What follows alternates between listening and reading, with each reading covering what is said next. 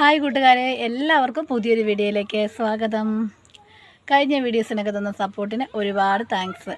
പുതിയ സാമ്പത്തിക വർഷമൊക്കെ ആരംഭിക്കുകയല്ലേ, അപ്പോൾ അതുമായിട്ട് ബന്ധപ്പെട്ട ബാങ്ക് പുതിയ കുറച്ച് നിയമങ്ങളൊക്കെ കൊണ്ടുവന്നിട്ടുണ്ട്, പുതുക്കിയ നിയമങ്ങൾ. അപ്പോൾ അതൊക്കെ എന്തൊക്കെയാണെന്ന് നോക്കാം. അതാണ് ഇന്നത്തെ വീഡിയോ. അപ്പോൾ ആദ്യമായിട്ട് കാണുന്നവരുണ്ടെങ്കിൽ ചാനലൊന്ന് സബ്സ്ക്രൈബ് ചെയ്യണം. കൂടാതെ വീഡിയോസൊക്കെ ഇഷ്ടപ്പെടുകയാണെങ്കിൽ ലൈക്ക്, കമൻറ്റ്, ഷെയറൊക്കെ പ്രതീക്ഷിക്കുന്നു. അപ്പോൾ എന്തൊക്കെയാണ് പുതുക്കിയ ബാങ്കിങ് നിയമങ്ങളെന്ന് നോക്കാം. അത്യാവശ്യം അറിഞ്ഞിരിക്കേണ്ട 2-3 കാര്യങ്ങളാണ് ഞാൻ പറയുന്നത്. അപ്പോൾ അത് എന്തൊക്കെയാണെന്ന് നോക്കാം. ആദ്യം തന്നെ ചെക്ക് സംബന്ധമായിട്ടുള്ള ആ പുതുക്കിയ നിയമം പറയാം. 50,000 രൂപയ്ക്ക് മുകളിലുള്ള ചെക്ക് നമ്മൾ മാറിയെടുക്കണമെങ്കിൽ നേരത്തെ പറയുന്നത് പാൻ കാർഡ് അല്ലേ, പാൻ കാർഡ് അപ്ഡേറ്റഡ് ആണോ എന്നൊക്കെ ചോദിക്കും. പാൻ കാർഡ് ഉണ്ടോ എന്നൊക്കെയാണ് ചോദിക്കുന്നത്. ഇനി അതല്ല, മുൻകൂട്ടി രജിസ്റ്റർ ചെയ്യണമെന്നാണ് പറയുന്നത്. ആരുടെ പേരിലാണോ ചെക്ക് മാറി പൈസ എടുക്കേണ്ട ആളുടെ പേര്, പിന്നെന്താണ് ആ check date, check number, branch, അങ്ങനെയുള്ള എല്ലാ വിശദമായിട്ടുള്ള ചെക്കിനെ സംബന്ധിച്ച എല്ലാ കാര്യങ്ങളും മുൻകൂട്ടി രജിസ്റ്റർ ചെയ്യണം. അപ്പോൾ ക്യാഷ് മാറി എടുക്കുന്ന സമയത്ത് ഈ നിർദ്ദേശങ്ങളൊക്കെ ഇതുമായിട്ട് ബന്ധപ്പെട്ട മുൻകൂട്ടിയുള്ള രജിസ്റ്റർ ചെയ്ത കാര്യങ്ങളൊക്കെ ബാങ്ക് ആരായുന്നതാണ്. അങ്ങനെ ആ ഒരു നിയമം കൂടി പ്രാബല്യത്തിൽ വന്നു എന്നാണ് അറിയാൻ കഴിഞ്ഞത്.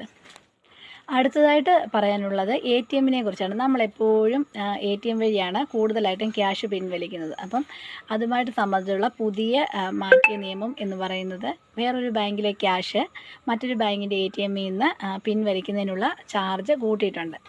കൂടാതെ എന്താണ്, നമ്മൾ മിനിമം പിൻവലിക്കേണ്ട തുകയേക്കാൾ കൂടുതൽ പിൻവലിച്ചാൽ അതിനുള്ള ചാർജും കൂട്ടിയിട്ടുണ്ട്.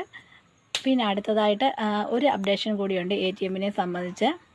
അതെന്താണെന്ന് ചോദിച്ചാൽ, നമ്മളിപ്പോൾ ബാലൻസ് ഒക്കെ ചെക്ക് ചെയ്യത്തില്ലേ, അങ്ങനെ സാമ്പത്തികേതര ഇടപാടുണ്ട് ATMുമായിട്ട് സംബന്ധിച്ച്, അതിനുള്ള ചാർജും 1 രൂപ അത്രയും കണ്ട് കൂട്ടിയിട്ടുണ്ട്. അപ്പോൾ അതൊക്കെ ശ്രദ്ധിക്കുക. പുതിയതായിട്ടുള്ള ATM നിയമങ്ങളാണ്, ബാങ്കിൻ്റെ പുതുക്കിയ നിയമങ്ങളാണ്.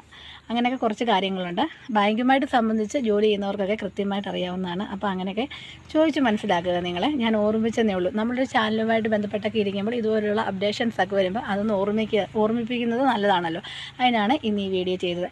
പിന്നെ വേറൊരു കാര്യമുണ്ട്, നമ്മുടെ മിനിമം ബാലൻസ്, അത് പറയാം. ഇനി മിനിമം ബാലൻസിനെ പറ്റി പറഞ്ഞാൽ, നമ്മുടെ ഓരോ അക്കൗണ്ട് അനുസരിച്ച്, സേവിങ് അക്കൗണ്ട്, കറണ്ട് അക്കൗണ്ട്, അങ്ങനെ ഓരോ അക്കൗണ്ട് ഉണ്ടല്ലോ, അതുമായിട്ട് സംബന്ധിച്ച് ഇത്ര തുകകൾ, 1000 രൂപ, 1500 രൂപ ഒക്കെ നമ്മുടെ മിനിമം ബാലൻസ് എപ്പോഴും അക്കൗണ്ടിൽ കാണണമെന്നുണ്ടല്ലോ. അപ്പോൾ അത് നമ്മൾ കീപ്പ് ചെയ്തില്ല എങ്കിൽ, മിനിമം ബാലൻസ് കീപ്പ് ചെയ്തില്ല എങ്കിൽ അതിനുള്ള പിഴയും കൂട്ടിയിട്ടുണ്ട്. അങ്ങനെയുള്ള പൊതുവായിട്ടുള്ള കാര്യങ്ങളൊക്കെയാണ് ഇപ്പോൾ പറഞ്ഞത്. 2-3 കാര്യങ്ങളാണ് നമ്മൾ പ്രധാനമായിട്ടും ശ്രദ്ധിക്കേണ്ടത്. നമ്മളൊക്കെ കൂടുതലായിട്ട് ഇടപെടുന്ന കാര്യമാണ് ATM, അക്കൗണ്ട് ബാലൻസ്, ചെക്ക്, അതിനെപ്പറ്റിയുള്ള വിവരങ്ങളാണ് ഞാൻ പറഞ്ഞത്.